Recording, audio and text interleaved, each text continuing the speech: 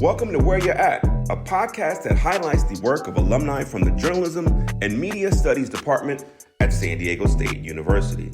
I'm Frankhuizen. Our goal is to share the success of alums, inspire current students with these stories, and connect students and alums for mentoring. And now, here's your host, Josh Suchon.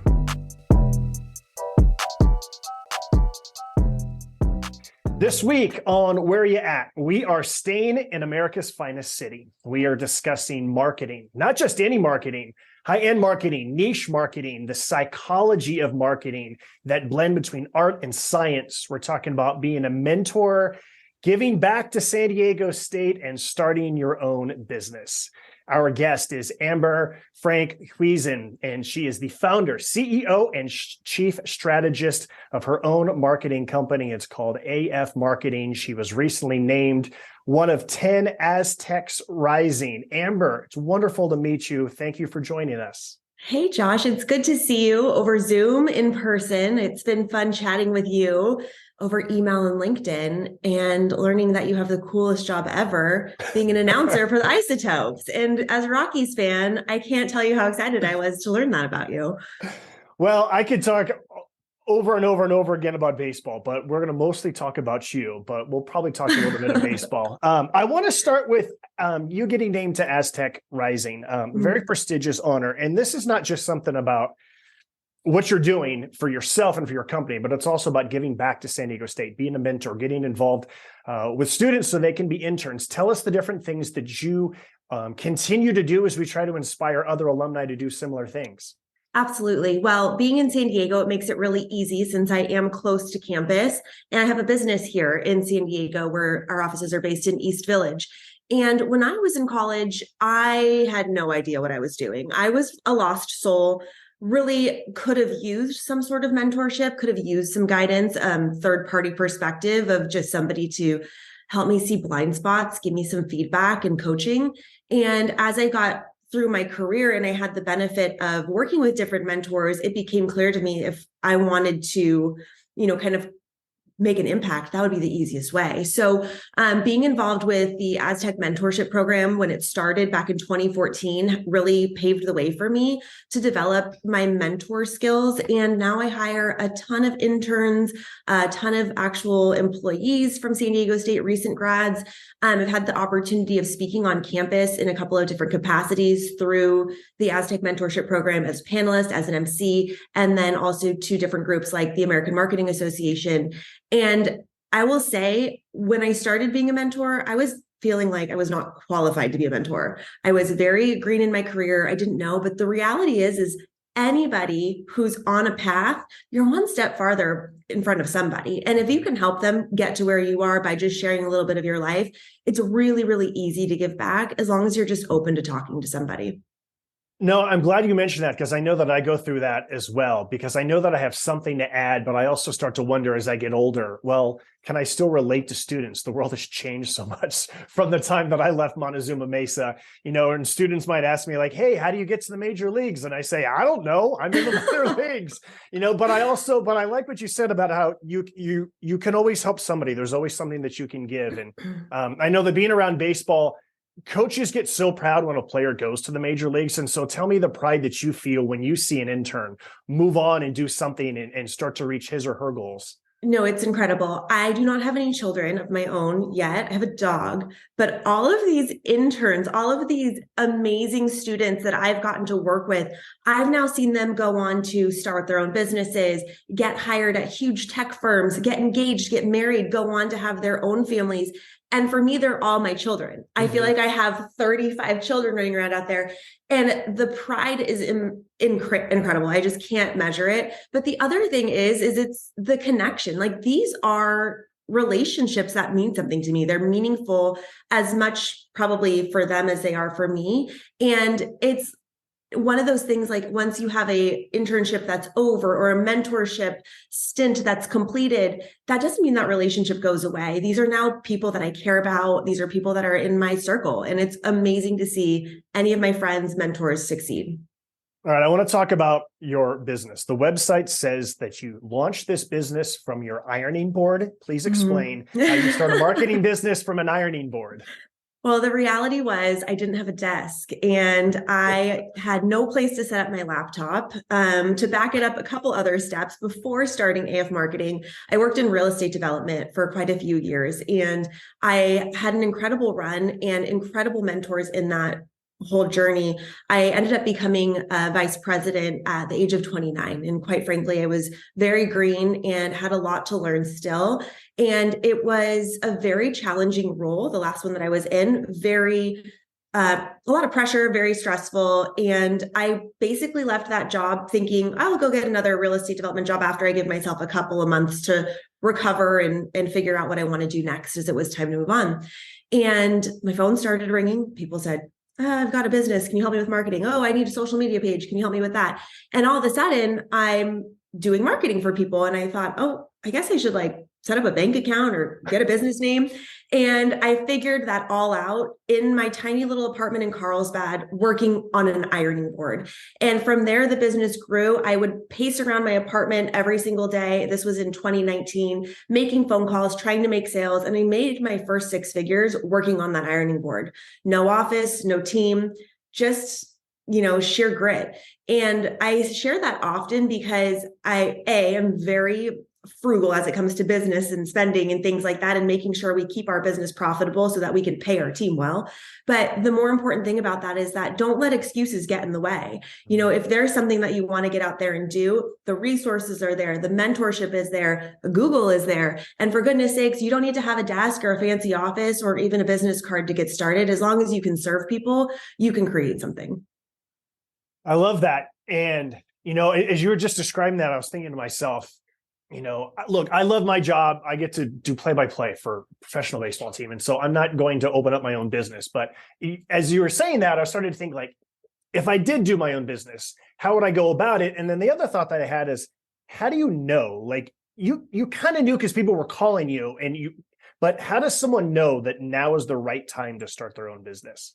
I think that's a great question. And I've gone through a lot of different I would say classes, seminars, teachings, things like that, specifically around startups. And in the startup world, they have this big phrase everybody talks about, which is product market fit, and working on an MVP, which is your first product, your basic product that you can bring to the market.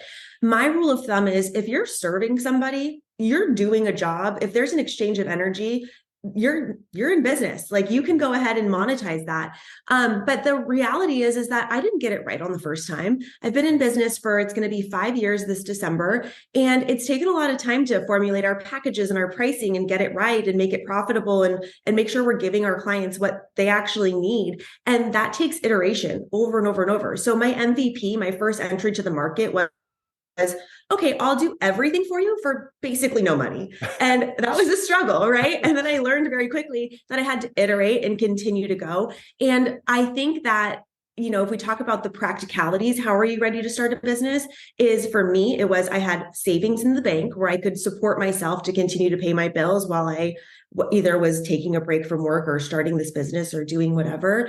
It's, do you have the resources? And the answer is yes. Like I said, Google, if you want to start, a startup, I did Y Combinator startup school online. I've taken a ton of courses online. YouTube is there. Mentorship is there. But the reality is entering into the market is, do you have a service or product that people need and want to pay for? And that takes talking to people, trying it out, failing, trying again. And then trying to determine what exactly is going to be your niche within marketing. So I'm calling up your website here and I see just beautiful yachts and I see some real estate and I see what looks like either perfume or cologne. I see another beautiful yacht. I see wine. Tell me about the different types of clients you have and kind of how you got to these are the types of clients that we're going to work with or we want to work with. Absolutely. We actually really only specify in a couple of specific realms. We don't do everything because we don't know everything. And to be honest with you, the things that we focus on are the things that I know, the things I can add value in. So I'm not going to go work for a computer company. I don't know how to build a computer. I don't know how to sell a computer. I don't know anything about it. So I'm not an expert in that area, but it was over my course of my professional career where I learned about real estate development. I am a licensed real estate agent. I know how to sell a home. I know how to build a home now. I've done a lot in that market. Yachting, that's just my good luck that my dad's a sailor and he used to work on yachts as an engineer. And I got to go on yachts when I was a kid. And I've always had an interest in that lifestyle and in that industry. And then there's other things that we focused on as well, like aesthetic medicine. I know that industry very well. I used to work in that industry. But the reality is that there's industries we knew nothing about and we learned it. I have two incredible clients that are cosmetic dentists, the best in San Diego. And you know what? I've learned everything about cosmetic dentistry. I joke with my friends that I'm a pseudo dentist on the side because I feel like I've been so well educated by working with that client that I've really gone down and figured it out. But the reality is this, Josh, this is the takeaway for students that are listening, is that you have to try things and you have to stick with it. And you have to really give yourself the opportunity to experiment. And one of the biggest things that I hear from college students that are graduating, looking for their first job, looking for something entry level, and they say, everything wants experience, but I don't have any experience. How do I get some? The reality is you have to create your own experience. And there's no better time than 2023 to be able to do that, because you have the opportunity to start a blog, start a podcast, start an Instagram page, go viral on TikTok, figure out the algorithm, and you have all of the resources to do something meaningful on your phone, for goodness sakes. And even if you just try it, you don't need to monetize it, but you show stick with itness and you give it a go. That, for me as a hiring manager, is really, really beneficial. And it shows me that you're willing to give something a shot and learn to master it.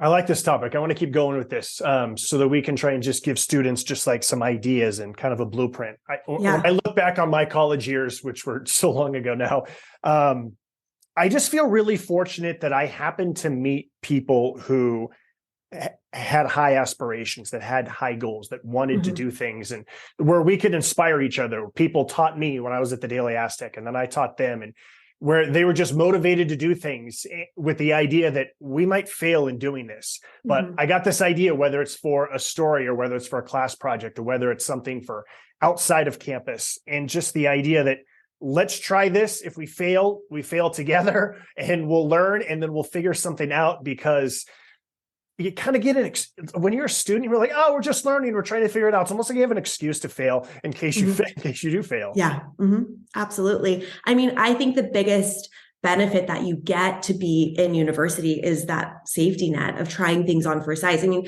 I entered San Diego State University as a business major with a emphasis in management, because I'm a personal development junkie, always have been. And I knew I'd love developing people.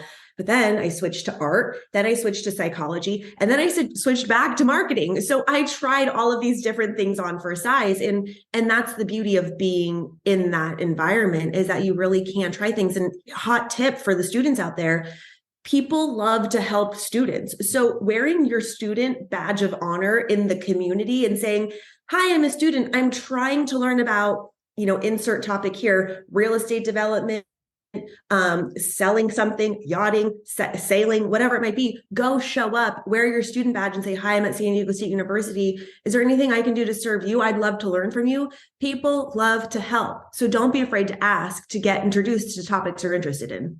Yeah, the other thing is people have egos too, and they like it. It's very flattering when someone says, hey, can I follow you around for your job? You seem really interesting. I was just having lunch the other day with a couple of reporters from the Albuquerque Journal, and one was saying to me how, that a student from University of New Mexico wanted to do just like a job shadow for the day. And they said, yeah, of course, you can job shadow me. But he also said, you shouldn't just do this because it's a class assignment. You should do this because it's a way to learn about what you can actually do. But yes, it goes back to people have egos. It's very flattering when someone says, wow, I like your job. Can you show me how you do your job?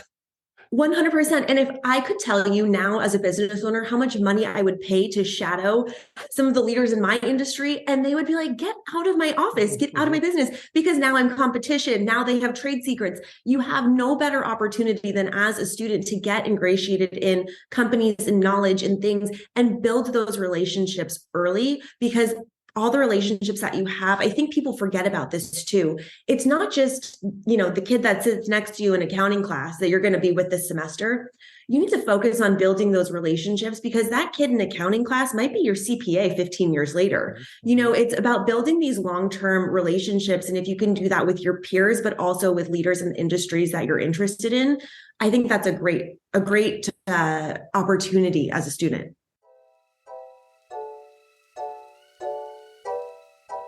We're going to be taking a quick break right now, and we'll be coming back with more amazing podcasts. This is P. Frankhuizen, class of 1993. You can check out my new show, Hip Hop Homicide, streaming on All Black and airing on WeTV. And now, back to the podcast. Here's Josh. Let's go down memory lane. What are some of your other most cherished memories from being a student, whether it's a professor, a class, an activity? What are some of just your favorite memories? Absolutely. Well, I loved being at San Diego State, but I did have what I thought was an untypical experience, but it's probably more typical than I realized. I say that because I didn't do Greek life, any major clubs. I wasn't heavily involved in anything while I was on campus because I lived off campus. I wanted to live in La Jolla and I wanted to commute in. So after, I think in the middle of my sophomore year, I moved out to La Jolla so that I could have that lifestyle, and I wanted to work and get that experience, which I'm glad I did. But I was, going to class and then leaving. So I didn't have as much as an on-campus experience as I thought, but I loved school. I loved it so very much. And I had recently had a very interesting full circle moment. I was invited back to San Diego State to speak to the American Marketing Association, which is just such an incredible group of students, so motivated and so interested in their industry. And they told me to meet them in Student Services West. And I was like, oh my gosh, I haven't thought about that in a long time. And I walk into this classroom and it hit me. And I was like, oh my goodness, this was the room where I had my scariest college course ever. And they're wanting me to speak on the floor of this room. And in my memory, this class was international business. The professor was Dr. Masood Sagafi, one of my favorite professors. I was so scared of him. And in my memory, he was down on the floor and we were in this classroom where the seats went straight up, super steep. And we were on a firing squad because the way he ran his class was discussion based. And our assignments were to come prepared by having read the news, looking at the Wall Street Journal, subscribing to the Wall Street Journal or the New York Times or whatever, and knowing what was happening. So he would point at somebody and say, what's going on with such and such company? And what did you read about them? And we were all scared out of our minds, holding on to each other, being like, don't call me, don't call me, don't call me.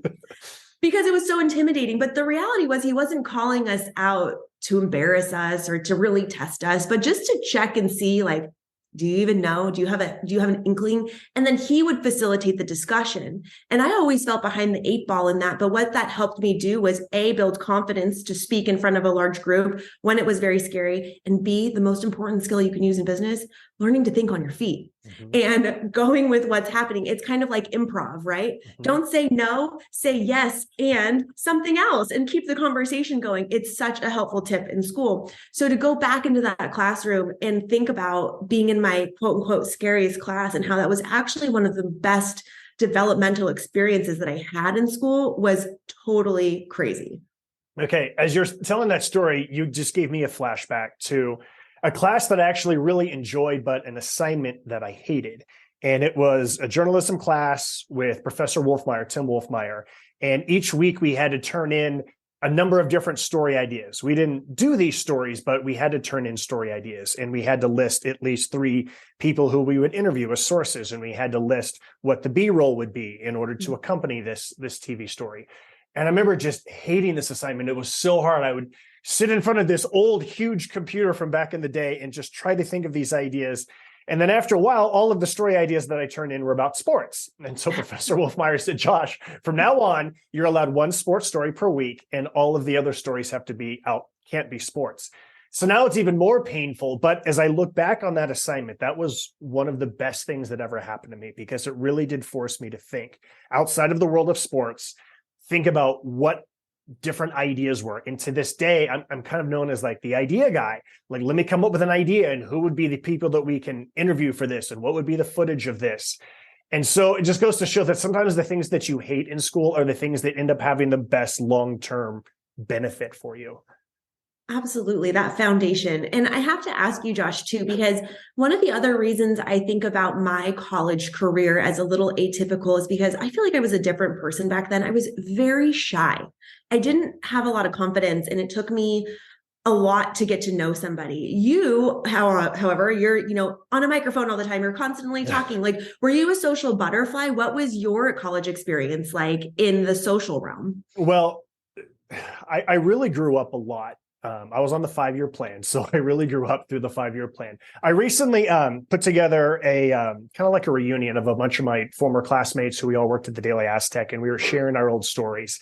And I told this story, and people couldn't believe it. And I said, I walked by the Daily Aztec office probably 30 times, and I would peek, kind of like look in, and I would feel like my heart rate getting excited. And I would think like, is this the day that I'm going to go in and say I want to work for the Daily Aztec? And I was like, nope, not ready. And I'd kind of like peek in the door, and I would read the paper every day and try to like learn all the bylines. And I wonder like, okay, is that Eric Winter? Is that Jeff Ward? Is that Tim Meehan? Is that Eric Breyer? Like these different names. And then even the day that I finally did walk in and I turned in just like a sample, and whoever was the receptionist said something like, well, hold on, let me see if the sports editor is here. And I said, no, that's okay, I gotta go, I gotta run the class. I like sprinted away because I was so scared. Back then, if we were talking about baseball, then I could talk. If it was something about another sport, I could kind of talk. The Daily Aztec forced me to come out of my shell. And another class that I took was terrifying, but it also helped. And it was acting for non-majors. And I took this class with 2 other friends, 2 of my roommates who were not involved in journalism or communications. And what do you mean? I have to get on a stage and I have to act? But it was all non-majors. We were all terrible. None of us wanted to be actors, but it ended up just being super fun. And classes like that forced me to come out of my shell, to talk in front of people, even though I'd be terrified. And I'm glad there was no cameras recording any of that. But, it's a process. Yeah, I totally agree. I'm so glad you mentioned that too. And I think it's really important that we acknowledge it. I mean, we're 2 people today. We're both, later in our careers, we're professionals. We have experience in speaking. And if you're a college student, and I feel for a lot of the college students right now, I mean, they went through high school during COVID, did a majority of their classes over Zoom, really lost a lot of that developmental time of building relationships. And a lot of the people that I talk to that are in college, they are working on building confidence and learning how to speak to people, speak to, authority figures, professors, potential hiring managers. And if you're shy, if you're struggling, you're not alone, because I was there once too. Josh was there once too. And there's room to grow. You don't have to have it all figured out in college. And sometimes you feel, gosh, am I behind? I see these other people that are crushing it or whatever. Everybody's got their own thing going on. And I just want everybody to know that nothing breeds confidence like success, and nothing breeds success like confidence. But you have to have one in front of the other. So mini wins should build your confidence, and then that confidence should lead you to another mini win. And it takes time to grow that muscle. But if you're feeling overwhelmed by campus, by trying to get a job at the Daily Aztec, and you're walking past 31 times, it's okay. Josh did it too. And I can also tell you that it's ongoing. I mean, when you work for a minor league baseball team like I do, the roster totally turns over constantly. So it's, there's maybe 5 to 10 players from the previous year that are with us again. And so I feel like every year I'm kind of starting all over. And I can tell you there's a lot of times where I'm getting ready to walk into the clubhouse. And when you're talking about professional athletes, it can be intimidating. You're not quite sure, is this person going to be nice? Or are they not going to be nice? And so there's multiple times throughout the course of a year where I'm getting ready to walk into the clubhouse, and I'll just stop and I'll just try to like ground myself and just take like a couple like deep breaths. And then I remind myself, when you walk in, head up, shoulders back, kind of like, fake it till you make it, kind of walk in with like kind of a swagger, just like a confidence, and, just sometimes I'm even like rehearsing like what I want to say to this player, what I want to say to this coach about what I want to do. And then as the season goes along, and it just becomes natural. But I do feel like every year I'm kind of a freshman all over again, getting to know these players and these coaches and making sure that we have this good relationship. Absolutely. And that's something that's going to happen no matter what profession you're in. And it always is going to take rehearsal. I rehearse before every sales call that I do. If I am onboarding a new team member, I take as much care with them as I would a prospect. I want to make sure that they have, the right impression. And the reality is, listen, I talk to some people, like you say, like, is this player going to be nice? Sometimes I talk to business owners that are not that nice. And you know what happens? Okay, cool. Like, we don't have to do business together. And then I move on. And it's what's the worst that can happen? It often says more about them than it does about you if the interaction doesn't go great. But as long as you go in with good intentions, and listen, it's a muscle. You'll build it over time. I've been in this industry for, I graduated from San Diego State in 2009. I've been hustling ever since then. Okay. So it takes time to get there. And I'm never going to be perfect at it. It's just something that develops over time. All right. If someone is a student and they're like, wow, I want to learn more from Amber. I want to be an intern for her. I maybe want to get a job with her. How should they go about contacting you? What should they, how's the good way to get your attention? Okay. Well, here's the thing. We get so many internship applications every semester that we have them open. We're not doing it for spring of 2023, but we will open them up for a long term in summer and fall. And the way to get my attention is by doing something, like I said earlier, where you can demonstrate that you've created your own experience. So, Josh, I have a confession to make. When I was in elementary school, my dream job was to be a broadcaster. I wanted to be a radio DJ. I was obsessed with like 90s alternative music and I wanted to be a radio DJ so bad. But in that day, all I wanted to do was like pick the music that played on the radio. And then in the middle, like say, like, this is 100.5 The Zone. If you're from Sacramento in the 90s, you know that station.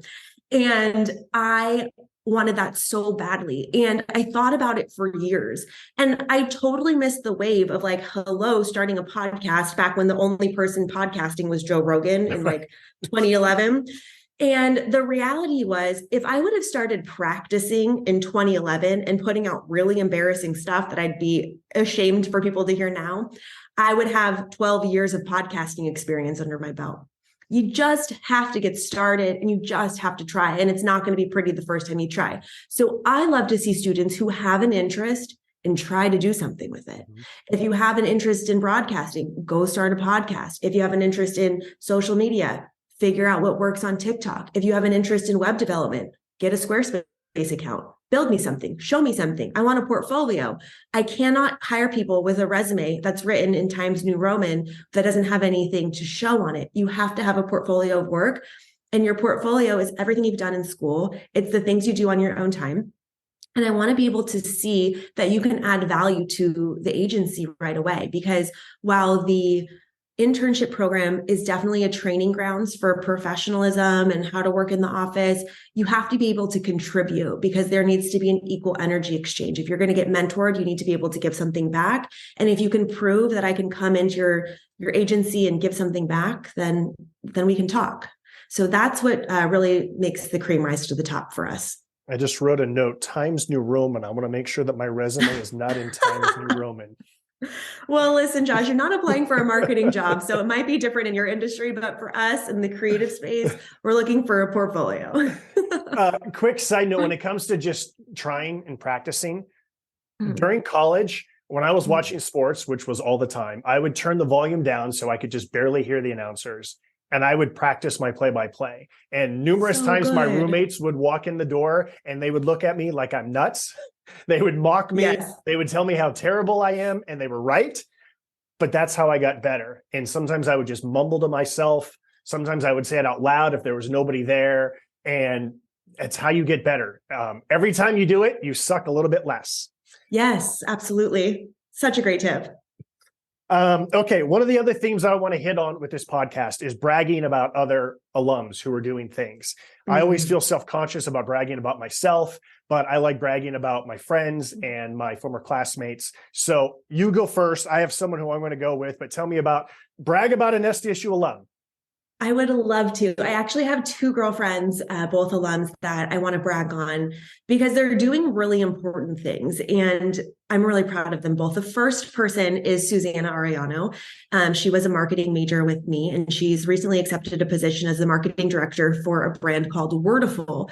And Wordiful is connecting with the Latinx community and talking about intentions behind our words and changing the way that we use our words in self-talk and in building relationships to deepen them, especially in, certain cultural backgrounds where maybe things get pushed under the rug and it's not necessarily taught of how to express yourself and how to be in touch with your emotions and how to build really deep relationships.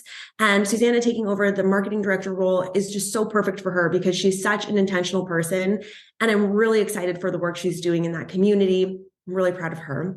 The second friend I want to brag on is my friend, Addie Vroom. And she actually and I have known each other since the fourth grade. We went to San Diego State together from Folsom High School in Northern California. And when we moved to San Diego State, we said, we need to not live together. We were very close friends, but we need to not live together or we're going to not make any other friends. So she lived in the Living Learning Center. Yeah, because then we had two groups of friends, right? Mm-hmm.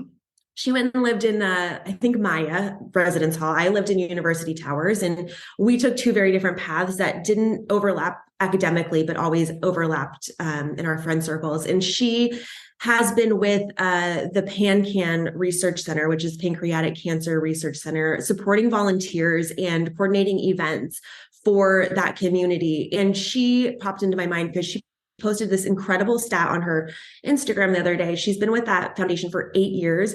And in the 8 years, because of the efforts of that foundation, they've done enough research and support to have extended the survival rate of pancreatic cancer patients from 6%, which is abysmal, but they've doubled that to 12% in the last 8 years. And it's that kind of work and the work that Addie does that literally changes lives in a massive scale. And it takes a lot of people to make that happen. It's not just the researchers in the lab, it's the people supporting the patients and the family members of the patients and the loved ones that we've lost, doing the events, raising awareness. And I am so proud of them both. Oh, I love both of those. Those are really good. Okay, the alum that I want to brag about, I did not even, so this was interesting. My cousin actually sent me a note and said, hey, I just read this incredible book and I saw this guy went to San Diego State, but did you know him? And so I looked him up on LinkedIn. Turned out we both went to San Diego State in the exact same years, but I guess we were not in the same classrooms, apparently. If you were not in the Daily Aztec office, I didn't really get to know you, apparently. But his name is Eric Blehm, E-R-I-C Eric. His last name is Blehm, B-L-E-H-M. And he is a best-selling New York Times author. His books have been optioned to become movies. His new book is called Legend. I'm going to read the little blurb here from my computer screen. It is the unforgettable account and courageous actions of the U.S. Army's 240th Assault Helicopter Company and Green Beret Staff Sergeant Roy Benavidez, who risked everything to rescue a Special Forces team trapped behind enemy lines. And again, that's his new book. It's called Legend. He's also written Fearless. He's written The Last Season, and he's written The Only Thing Worth Dying For. He's going to be a guest on this podcast, not this semester. We talked recently, and he's working on his new book. And once that new book is out and he's promoting it, we'll have him on. Again, his name is Eric Blehm, New York Times bestselling author. We were classmates at the same time. I had no idea until my cousin told me that he wrote this incredible book. That's badass. Well, I feel like we're in good company. Congrats, Eric. That's awesome. I can't wait to see the show or movie. Yes. All right. So before we wrap things up, if someone wants to do business with you, if they want to know more about you, what should they know about your business, AF Marketing? Absolutely. Well, we specialize in branding, web development, social media, and strategy for businesses that play in the luxury space. Again, like you mentioned earlier, we work a lot with real estate developers, yacht companies, direct-to-consumer companies, aesthetic medicine, things like that. You can find us online at afmarketing.com, but that's spelled AFMKTG.com. Find us on Instagram, LinkedIn. We do a lot of updates there. And on the personal side, you can find me on Instagram at Amber in California if you like to see updates of my dog all the time. So that's how to stay in touch with me. And Josh, this has been awesome. Thanks so much for having me on. This is really, really fun. Yeah, once again, congratulations on Aztec Rising. I know there's a gala that's coming up in about a month or so enjoy that and go Aztecs. Go Aztecs. Once again, that was Amber Frankhuizen. She is the founder and CEO and chief strategist of her company, AF Marketing. She's in San Diego, America's finest city. And this is a podcast celebrating our alums. It's called Where Are You At? Because we want to know, alums, where are you at? Tell us about where you're at and what you're doing. I'm your host, Josh Suchon. We'll talk to you again next week.